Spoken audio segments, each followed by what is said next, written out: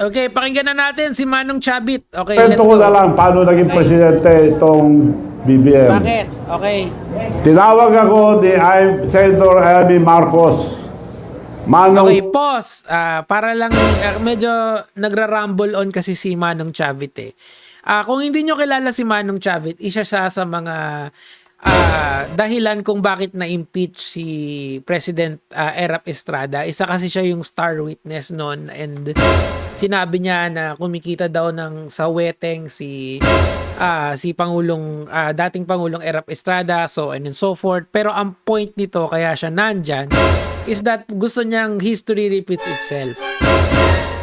Pero tandaan nyo lang sana mga Lodi Bells, pag nawala si Pangulong Marcos, ang uupo ay si VP Sara. Wag naman. Wag naman. Ang point ko rito, kasi gusto kong matapos lahat ng investigation at maparusahan lahat ng dapat maparusahan. And that includes, I will be specific here, Martin Romualdez, number 1.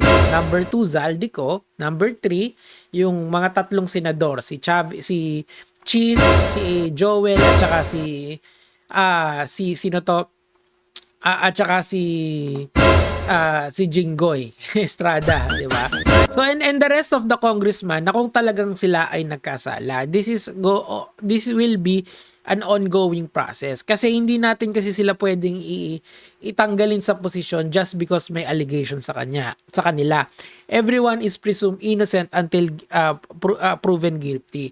Now, given the fact na wala naman COA report na may disallowance yung presidente natin, pero of course, as the commander-in-chief of the whole nation or yung ama ng bayan natin, we should hold him accountable. But if the accountability means na bababa siya sa pwesto para palitan lang ng isa pang controversial na senador or na isang vice president, wag naman, di ba? Wag naman. Kasi ngayon actually naging tatlo na yung rally ngayon. Meron sa EDSA, meron sa Luneta, and meron din meron din sa Liwasang Bonifacio. I said sa inyo, 'di ba, meron din sa Liwasang Bonifacio. Yun talaga mga DDS yung nandun. Anyway, eto yung gustong parating ni Manong Chavit. And sinasabi niya rito na hindi daw mananalo ang Bongbong Marcos kung hindi dahil sa kanya, okay? Kasi suggestion niya daw 'yon. Okay, so banda rito. So, Mayor Inday Sara, na ikaw ang Vice President, protected ka na. Okay. Palakpakan lahat sila. Thank you, Manong, sabi yung... So ikaw pala may kasalanan kung bakit magulo yung unit team. Ikaw yung dahilan kung bakit nagkaroon ng unit team. Dahil gusto kasi nila diyan succession pagkatapos ni Bongbong Marcos, si VP Sara na lang. Kumbaga one house sila. Kaso ang problema, si Marcos meron siyang sariling kupunan niya. Yung kabila, meron din. Of course, hindi sila pwedeng, parang term sharing yung mangyayari. It's not gonna happen. Kasi nga, mga politiko yan, end of the day, lahat yung mga yan, self-serving yan, okay? Kayo hindi nyo pinoto yung mga sinasuggest ko sa inyo nun, Pinklawan, sayang. Sayang naman. Pero may 2028 pa naman to rectify everything. Now you know na this is not just a game of popularity. Okay, tuloy natin. BBM. Okay, COVID pa, bawal pa lumabas. Nakahingi ako ng permit. Meeting, konti lang ang pwede. Hindi pwede malaking meeting. Ang ginawa ko, being the president of the Mayor's League, regional. Okay. Kaya humingi ako muna ang pamanhin at patawad sa mga mayors na kinausap ko na nakumbinsi. Dahil parang nabudol tayo. Kasi nga parang hindi tumupad sa usapan si Marcos. Di kasalanan nyo yun kasi you trusted the guy to begin with. Now, in fairness naman kay Marcos ngayon, siniwalat niya yung mga flood control. Ang problema kasi pag tinanggal mo siya, papalit si Sara, pagkatapos papanagutin mo si Marcos, papanagutin mo yung mga kaalyado niya. Pero let's be honest here. Ang papalit lang yung mga kongresista na pabor kay VP Sara. The system will never change. Ganun pa rin. 'Di ba? So, unless i-revamp mo yung buong constitution, unless magkakaroon ka ng tinatawag na revolutionary government, dun lang talaga magkakaroon ng agad-agarang pagbabago. Which is ako, I don't like that. Kasi nga, the constitution is fine right now. Okay? And I believe the system can be worked with. Pwede muna siyang linisin bago natin ibahin. Kasi ang hirap nun ang hirap nung gusto nitong mga tao na to. Basically, they're going to use yung mga kabataan na pupunta sa EDSA para i-push yung agenda nila of para iupo si VP Sara. Basically kasi yung talking points lahat ditong si Manong Chavit is anti-Marcos eh. The rally is not about anti-Marcos or anti-Duterte. It's an anti-corruption rally. Okay? The problem is not within the family. The problem is the whole fucking system. Sana wag niyong kalimutan 'yan kung pupunta kayo bukas. At ayoko lang kasi ng mga ganitong salitaan nila Manong Chavit eh. Na of course they are yung engagement nito, sigurado mo sa DDS pasok na pasok 'yan. Pero in relation naman dun sa in relation sa buong nangyayari sa ating bansa, it's really just one aspect, gets? Malalim 'yan. Alam niyo kung paano ko nasabi na Umunoy. eto. No, siya presidente kundi dahil sa akin. Okay. Ba't ako galit? Bakit ito clear? Ba't ako naiinis sa kanya ngayon? Nung pinalis natin ang mga bases dito sa Pilipinas, it was approved by the Senate. Pagpunta niya, Yung mga EDCA sites yung tinutukoy niya dyan. So, kita nyo, it's not about the corruption now. Tumalon siya sa West Philippine Sea issue, di ba? Bakit ba may EDCA sites dito? It's because to help us against the Chinese forces, okay? And actually, parang yung retorika niya is leaning towards China. Ay, siya na. Pakinggan nyo na lang siguro, oh. sa States, pinabalik niya lahat, dinagdagan pa. Oh.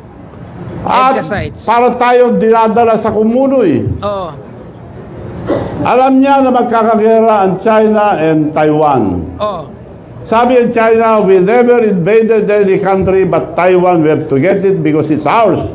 Pero meron namang deal ang China na babalik ang Taiwan sa kanila in 100 years yata. Starting from, ibig sabihin lang gustong kunin agad siya ng China. 'Di ba? That's the point eh. And hindi naman tayo sasali agad-agad, okay? Pero we have mutual defense agreement with the United States. Whether we like it or not, if we get attacked or they get attacked, we have to mutually defend them. 'Di ba? Yung MUD na 'yon, mutual defense agreement natin with MDF na 'yon. No, MDA pala, sorry. With the United States. So we are bound to them to help them in times of need. Kasi let's be real here. Yung isa sa mga legacy ni Rodrigo Duterte was he was such an ass kisser pagdating sa China. That's just facts. 'Di ba? Anong nangyari? Yung mga mangingisda natin tinataboy, yung mga islands natin inanex ng China. O anong gagawin natin, 'di ba? Sabi nga, don't take it from me, take it from Ramon Ang. Ramon Ang, the business tycoon na gustong ayusin ng Manila ng libre ng flood control nila. Kaso syempre hindi papayag yung mga contractor na yan kasi ang lalaki ng kita nila at saka itong mga congressman na to. We need to defend our own land kasi ang dami-daming natural resources dyan na sa atin dapat ang tayo ang gagamitin dyan, di ba? Pero what's happening sa atin? 'Di ba? Halos ibigay tayo nung previous government. And ngayon, at least nalalaman na natin yung totoong sitwasyon. That's thanks to Marcos. Kahit anong sabihin nyo. Pero itong si Manong, ang naratibo niya, yung kabila pa rin. He is okay with being annexed by China. Di maging province na lang tayo ng China. See, the conversation suddenly shifted from anti-corruption to West Philippine Sea. Why is that an issue right now? Why is the unity an issue right now? It's not. It's really the corruption. Ibig sabihin, whether si Sara Duterte or si Bongbong Marcos yung umupo as unity, wala rin. Kung kunyari nagkapalit sila ng pwesto, di ganun pa rin. The problem is going to be prevalent. Mas worse siguro pag si Sara kasi pro-China yun eh. Would there be ghost projects? Yes. Katandaan nyo, yung panahon ni Duterte, Rodrigo, maraming ghost project. He admitted it himself. Oh, yung mga diskaya, saan ba namayagpag yan? Di ba start ng pandemic hanggang ngayon, pumapayagpag sila. These are all data coming from the government and coming from the previous government itself. Oh, ngayon, you want this? Ang labo eh. Ang point ko lang rito, wag tayo magpadala sa mga retorika na ganito. Let's just end this. Binigyan sila ng 5 years. Ang Amerika, wag, laban tayo. Wag kayo bumayag, laban tayo. No, actually, Taiwan doesn't want to be annexed by China. Kasi they want to at least exercise their independence. Yung mga tao sa Taiwan nang ayaw ma-annex ng China. They want their freedom. They don't want to be in the system ng China. Although China is a very powerful country and I think yung advancement nila sa ating mundo is something that should be shared. 'Di ba? Pero ang ayoko lang kasi rito, the Philippines should be a friend to all. So ang wish ko lang bago mag-end yung term ni Pangulong Marcos is he be okay with China, that China respects us as a country. Hindi tayo nire-respeto eh, binabasa nga tayo eh. God damn. Oh. Aling ang presidente natin doon, binigay kagad ilang beses. Ang dami. Kung matuloy yung away nila, sinong bubugin? Tayo. Hindi, of course, yung Taiwan yung bubugbugin. Alam niyo ba kung gaano kalayo ang China sa atin? Napakalayo niyan. Taiwan is very close to them, pero in turn, malapit din. Of course, if magkaroon ng, kung i-invoke ng US yung mutual defense agreement natin with them, edi wala tayong magagawa. We're bounded by the treaty eh. 'Di ba? Ganun talaga. Miski alisin mo naman yung mga base military, it wouldn't matter eh. Kasi meron tayong agreement with the United States.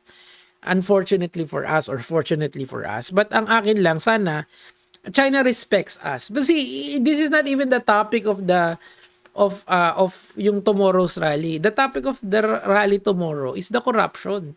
That is yung part lang ng corruption, yung kwento about sa China. See, it's a massive overhaul yung kailangan natin. So, what will happen? Tingnan natin. Pero ako, I trust in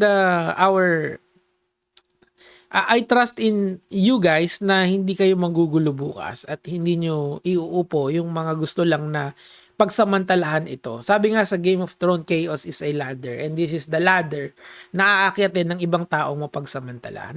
Not mentioning anyone. Gege mga lods.